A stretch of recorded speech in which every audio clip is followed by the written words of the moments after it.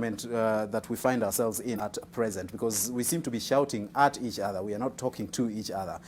At what point do we sit down and engage for the benefit of the nation and not this 2022 talk that we are hearing right now? Apparently, I'm sorry, but I'll speak the truth of my heart. I don't see us getting there to a place of agreement. If you listen to all the parties, even the news today only, you listen to all the parties speaking. There are those who are calling for dialogue.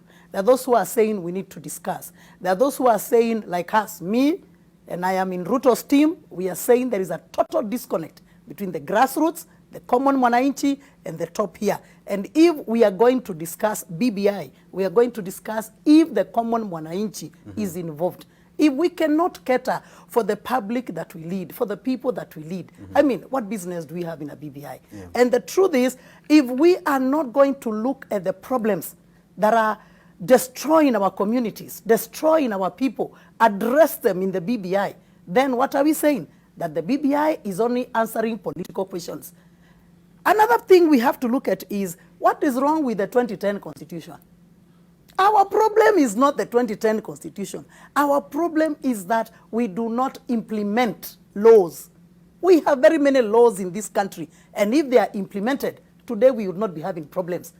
As long as we don't implement, so okay, assuming in the unlikely event, very unlikely event, that BBI becomes a reality, then what happens? Who will implement? Yes. I can assure you they will only implement the portion that relates to 2022 and the political leadership. The rest will be left out. Okay. So what are we saying? Here, we must involve.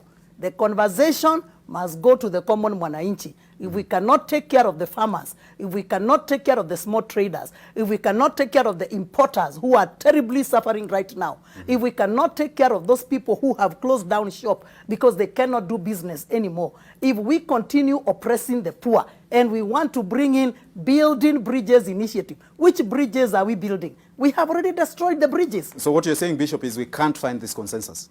It is very unlikely, unless, and unfortunately, unfortunately, and I say this with all due respect to my bishops and Shekia and yourselves, you are all men. I'm the only woman here. Men have such an ego. Okay. Such an ego. And I don't see anybody who is going to soothe it unless God is going to speak to them. I mean, that ego right now, you can sense it. Sisi, unless mufanya hii, na wengine, hii, hakuna kitu tunabadilisha, mutachukua vile ilivyo. What did you hear Babu say, Mheshimiwa Babu? He said, sisi, simple majority, tunapitisha. In other words, he doesn't care about anybody else. He only cares about himself and the small cloud. Anybody else, you can do what you want. Right. For me, the majority must be involved. And the common mwananchi with the problems that we are suffering right now at the grassroots must be on this BBI. Okay. If not, we are not talking.